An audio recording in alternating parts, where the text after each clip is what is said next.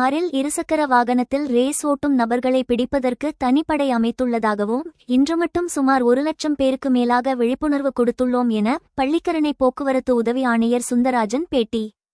தாம்பரம் மாநகர காவல் ஆணையரகத்தின் எல்லைக்குட்பட்ட செம்மஞ்சேரி, உத்தண்டி, கண்ணகி நகர், கானத்தூர் உள்ளிட்ட சுமார் 100க்கும் மேற்பட்ட இடங்களில் ஒரே நேரத்தில் உதவி ஆணையர்கள், காவல் ஆய்வாளர்கள், உதவி ஆய்வாளர்கள், தலைமை காவலர்கள், ஆங்காங்கே உள்ள கல்லூரிகளில் பயிலும் மாணவ மாணவியர் சுமார் 1,00,000க்கும் மேற்பட்டோருக்கு எவ்வாறெல்லாம் நாம் போக்குவரத்து விதிகளை கடைபிடிக்க வேண்டும் என்பது குறித்து விழிப்புணர்வு நிகழ்ச்சிகள் நடைபெற்றது.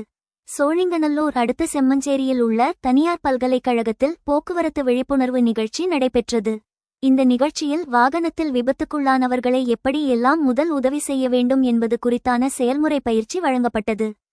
மேலும் போக்குவரத்து விழிப்புணர்வு நிகழ்ச்சிக்கு பிறகு செய்தியாளர்களை சந்தித்த பள்ளிக்காரணை போக்குவரத்து காவல் உதவி ஆணையர் சுந்தர்ராஜன் சுமார் 1,00,000க்கும் மேலான மாணவ மாணவியர்களுக்கு இன்று மட்டும் தாம்பரம் போக்குவரத்து காவல் ஆணையரங்கம் சார்பில் விழிப்புணர் நிகழ்ச்சி நடைபெற்றதாகவும், கிழக்கு கடற்கரை சாலையில் 2 சக்கர வாகனத்தை வேகமாக இயக்கி ரேஸ் ஓட்டுவர்களை பிடிக்க தனியாக ஒரு குழு அமைத்திருப்பதாகவும், அவர்கள் விடுமுறை நாட்களில் ரேஸ் ஓட்டுவர்களை கண்காணித்து அவர்களை பிடித்து வழக்கு பதிவு செய்து வருவதாகவும் கூறினார்.